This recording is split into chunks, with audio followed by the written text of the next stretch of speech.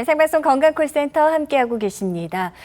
지금부터는 이제 앞서 치료해주신 다양한 비수술 치료법들 그 가운데 원장님께서 이제 시술, 근데 수술과 이제 비수술 치료의 중간 단계다 이러면서 설명해주신 치료법이 있었어요. 네. 줄기세포 이식술, 주사 치료하고 다른 치료법이지요. 네. 보통 저희가 외래에서 시행하는 주사 치료는 아까 보여드린 그런 그 약제를 통해서 증상을 조절시키거나 염증 반응을 억제시키거나 또는 인위적으로 손상된 인대나 관절 주머니 주변 조직을 재생시켜주는 이런 역할을 하는 거였지만 지금 설명드리는 줄기세포 이식술은 뼈를 덮고 있는 관절 연골에 국한해서 관절 연골을 다시 재생시키는, 그러니까 퇴행성 관절염의 아주 근본이 되는 그 병변인 연골, 관절 연골 손상을 근본적으로 재생시켜준다는 이런 치료법이 되겠습니다. 네. 줄기세포 이식술 역시 일반적인 외과 수술과 비교한다면 여러모로 부담이 없을 것 같은데요. 뭐 일상 복귀나 뭐 치료 시간이라던가 뭐 다양한 줄기세포 이식술 주요 특징이 있다면 소개해 주십시오.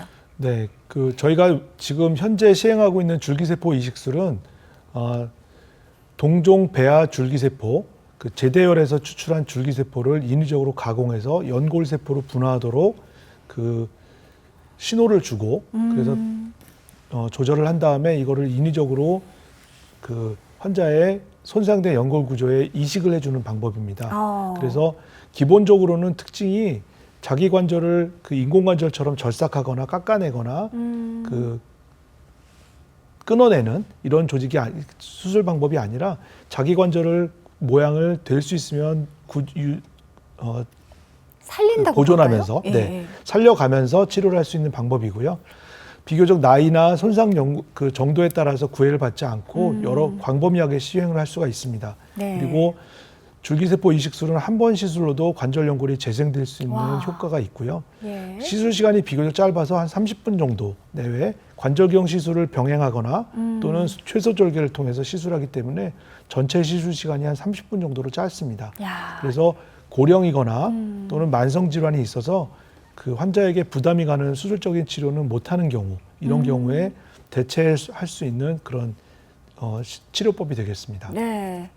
아마 이 말씀 들으시면서 나도 진짜 받을 수 있을까 궁금해하시는 분들 많을 것 같습니다. 줄기세포 이식술 실제 치료 대상 어떤 분들이 받을 수 있나요? 네, 지금 설명드리는 줄기세포 이식술은 기본적으로는 퇴행성 골관절염으로 인해서 관절 연골이 손상돼 있는 환자들, 그래서 이 관절 연골을 인위적으로 재생시킬 수 있는 가능성이 있어 보이는 환자들에게 줄기세포 이식술의 적응증이 될 수 있고요. 네. 그것뿐만 아니라 비교적 젊은 환자들에서 스포츠 손상이나 또는 익스트림 스포츠를 통해서 생긴 그 외상성 퇴행성 관절염 환자들의 관절 연골 손상에서도 충분히 효과를 볼 수 있습니다. 네. 그리고 다른 치료를 충분히 했는데도 불구하고 관절 통증이 사라지지 않는 이런 환자에서도 시행할 수 있겠고요. 그리고 무엇보다도 중요한 게 인공관절 치료가 필요할 정도로 퇴행성 관절염이 진행돼 있지만 나는 인공관절에 대해 거부감이 너무 심해서 다른 방법을 찾고 있습니다. 이런 환자분들에게 큰 도움이 될 수 있을 것 같고요. 앞서 말씀드린 거 다시 말씀드리지만 고령이기 때문에 또는 만성질환이 있기 때문에 수술적인 치료가 부담이 가는 환자에서 이런 그 대체 치료로 시행할 수 있겠습니다. 네. 우리가 보통 이제 무릎 수술이라고 하는 인공관절 수술, 외과적인 수술과 이제 비교를 한다면 이제 두 가지 어떤 차이점이 있는지도 궁금해요. 네. 그림에서 보시는 것처럼 줄기세포 이식술과 인공관절 수술의 가장 큰 차이는 시간과 재활치료 이런 것들을 정리할 수 있는데요. 줄기세포 이식술은 비교적 짧은 시간, 30분 이내의 시술 시간인데 비해서 인공관절 시술은 수술 시간이 비교적 좀 깁니다. 그래서 1시간 정도 또는 수술방에 머무는 시간은 2시간 정도 이렇게 생각할 수가 있겠고요. 네네. 입원 기간도 차이가 있어서 인공관절 수술은 평균 일주일 이상 입원하는 경우가 많은데 줄기세포 이식술은 3일 정도 입원하시는 경우가 많습니다. 네. 그리고 절개 부위도 최소 절개를 시행하는 경우나 관절경을 같이 동반해서 시행하기 때문에 대부분 수술 범위가 크지 않고요. 대신 인공관절 수술은 큰 인공관절 부품이 직접 들어가야 되기 때문에 10cm 이상 무릎 절개를 해야 되는, 불가피하게 해야 되는 그 상황이 있기 때문에 흉터가 크게 남습니다. 그리고 특징적으로 구분한다면 아까 말씀드린 대로 줄기세포 이식술은 한 번만 시행해도 연골 재생 효과를 볼 수 있고 또 연골 변형이 연령이나 또는 연골 손상 크기에 구애받지 않고 줄기세포를 통해서 연골을 재생시킬 수 있다. 그리고 회복이 굉장히 빠르고 이런 특징이 있지만 인공관절 수술에서는 환자에 따라서는 아주 드물지만 금속 알러지가 있으신 분들에서 거부 반응이 있을 수 있습니다. 네네. 그리고 무릎의 움직임이 재환이 되어 있는데 재활 치료가 잘 안 되는 경우에서는 우리가 보통 뻗정다리라고 얘기하는 90도에서 무릎이 굳어 있는 맞아요, 이런 맞아요. 소견도 생길 예. 수 있기 때문에 이런 차이점이 있다고 보시면 되겠습니다. 네. 자, 줄기세포 이식술, 자, 실제 치료 받으신 분들의 치료 사례 살펴보겠습니다. 제법 아직은 이제 60세면 요즘은 한창이라고들 그렇죠. 많이 하는데요. 네. 60세 어머님께서 받으셨어요. 네. 지금 그림에서 보시는 환자분은 60세 여자 환자분이시고 퇴행성 관절염으로 진단받으시고 그리고 저희 병원에 오셔서 줄기세포 이식술을 시행하신 분인데 시술 전 사진을 보면 뼈를 덮고 있는 그 관절 연골이 부분적으로 많이 마모가 돼 있고 이미 뼈를 그 연골을 덮고 그 지탱해주는 관절 하골, 연골 하골이라고 얘기하는 뼈 조직이 이미 관절에 노출돼 있는 소견이 아이고. 보이고 있습니다. 네네. 그래서 시술 20개월 후에 다시 관절경을 했을 때 보면 거의 주변 조직과 정상인 연골로 대체되어 있는 소견이 관찰되고 있습니다. 와, 매끈해졌네요, 실제로. 60세이시면 이제 인공관절 수술을 하기에는 너무 빠르다, 이제 고민도 많이 되셨을 텐데, 다행히 줄기세포 이식술 치료 받으시고 20개월 이후에 이 연골이 잘 재생된 모습 확인할 수 있었습니다. 자, 많은 분들 전화 이어지고 있다고 합니다. 빠르게 좀 전화 상담 이어가 보도록 할게요. 다시 한번 시청자 참여 방법 안내해 드리겠습니다. 네, 여러분의 전화 연결합니다. 여보세요? 여보세요? 예, 어머니 안녕하세요. 네, 안녕하세요. 반갑습니다. 목소리가 굉장히 어려 보이시는데, 어리게 아니에요. 들리는데. 예, 나이가 어떻게 되세요? 저는 74이요. 74, 아유, 우리 어머니 70대 중반 이제 달려가시네요. 네. 자, 무릎이 어떻게 아프고 언제부터 힘드셨는지 원장님께 제가- 직접 말씀해 주세요. 어머니 안녕하세요. 예, 교수님 안녕하세요. 네, 어디가 수고 어떻게 많으세요. 불편하세요? 제가 저기 102살 되신 어머니를 모시고 있었어요. 네. 아이고, 그런데 이제 어머니가 넘어지시는 거를 잡고 있다가 제가 주저앉았어요. 엄마도 놓치고. 네, 네. 네. 예. 그러는 바람에 이제 허리를 그렇게 아프더라고요. 엉치하고. 네. 그러더니 이게 이제 다리까지 이렇게 내려오더니 지금은 이제 아이고. 그래서 병원에 갔더니 무릎이 다 됐다고. 저는 허리가 아픈데 네. 허리는 저기 하고 무릎을 당장 수술해야 된다는 이렇게 말씀을 하세요. 네. 그러셨어요. 그래서 네네. 주사를 어저께도 가서 맞고 왔걸랑요. 네. 종합병원에 가서. 네. 근데 그때 맞으면 그때 좀 조금 괜찮아요. 음, 그래서 이걸 어떻게 해야 되나 싶고 네.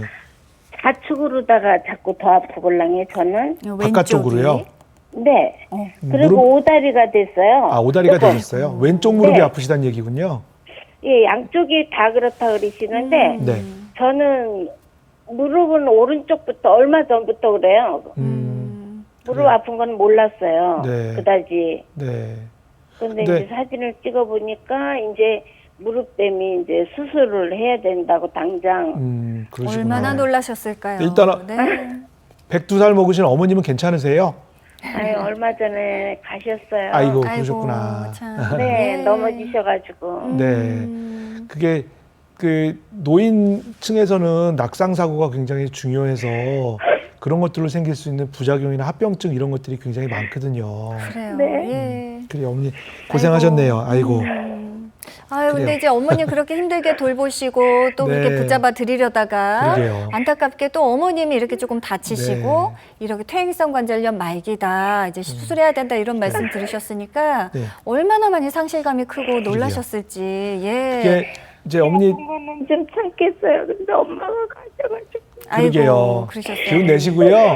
예. 어머니 이제 편히 가셨으니까 어머니 잘 계실 거라고 생각하시고 기운 내시고요.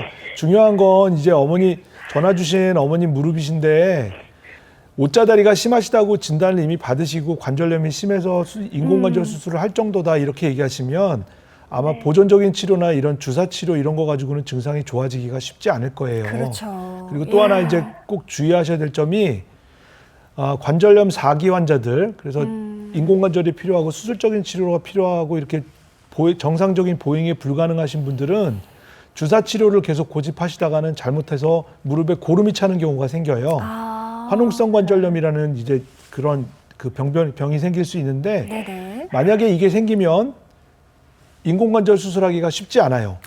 그렇습니까? 그러니까 어머니 이렇게 무릎에 물이 차고 염증이 생기고 고름이 차지 않도록 잘 관리하시는 것도 굉장히 중요한 건데 네. 그래서 저희 우리나라 의료보험에서는 그 관절염 4기 환자들은 주사 치료를 보험으로 인정을 안 해줘요. 그래요. 네, 왜냐하면 맞아요. 이런 한번 가면은 10 얼마씩 맞아요. 들어가고. 그래서 비급여로 주사를 맞으시라는 건데 그게 비급여로 주사를 맞으시라는 얘기가 네. 병원에서 도와주기 싫습니다가 아니라 나라에서 의료보험이 도와주기 싫어요가 아니라 그런 분들은 관절염이 심하신 분들은 주사 치료를 잘못하면 화농성 관절염이 생길 수 있는 위험성이 있기 때문에 그렇군요. 그래서 비급여로 치료를 받으시라는 거거든요. 근데 환자분들이 이걸 잘못 알고 있어서 내가 관절이 많이 망가졌는데 왜 주사 치료를 보험을 안 해주냐 이런 거 따지시는 분들이 있는데 일부러 그렇게 한 거예요. 주사 맞지 마시라고. 근데 이렇게 설명을 드리면 막 역정을 또 내시는 분들이 있어요. 의사가 아니죠. 환자가 원하면 해줘야지 왜 안 해주냐.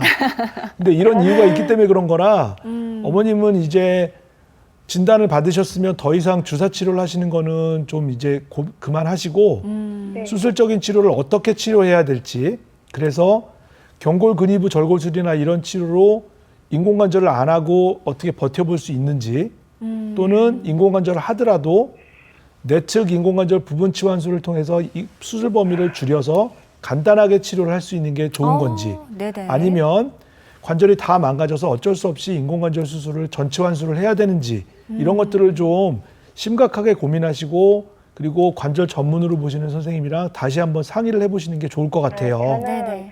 지금 방송 듣고 너무 아프니까 이제 아프다고 할 때마다 이제 한 달에 한 번이고 어떤 때는 보름에 한 번 가는데 네네. 그걸 맞으면서 이제 살이 찌는 거예요. 그러실 수 있어요. 네, 살이 너무 찌는 거예요. 식사를 제가 충격을 받아가지고 지금 식사도 제대로 못하고 이상하게. 잠도 제대로 네. 못하는 그런 상황에 있걸랑요. 네네. 근데 살이 얼마 전에 가서 보니까는 5kg 나갔던 게 네. 오늘 가서 이제 수영장에 가서 네. 아쿠아를 하는데 재보니까는 70kg가 되는 거예요. 네. 제대로 많이 뭐 네.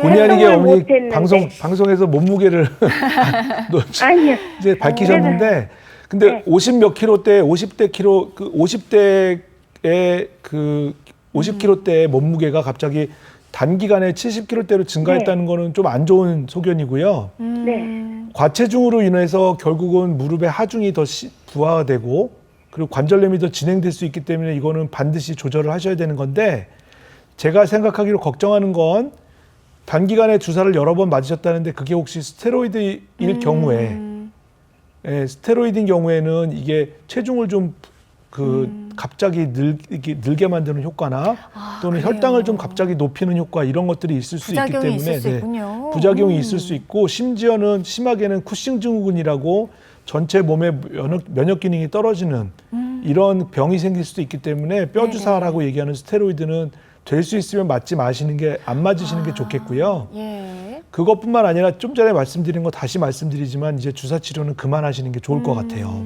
자, 어머니 아플 때마다 가서 이제 주사 맞았다 이런 말씀하셨는데요. 원장님께서 이제는 더 이상 의미 없고 이 어머니 원인에 맞는 제대로 된 치료를 받으셔야 됩니다. 그러기 위해서는 정밀한 검사가 우선이니까요. 참 심적으로도 힘들고 그래서 이제 그동안에 사실 아팠던 거를 아마 또 더 노모를 돌보시느라 잘 못 느끼셨던 게 아닌가 하는 생각도 듭니다. 이제는 어머니 몸 잘 챙겨주셔야 되니까 빠르게 전문의 선생님 잘 찾아가셨으면 좋겠습니다. 전화 주셔서 감사드립니다.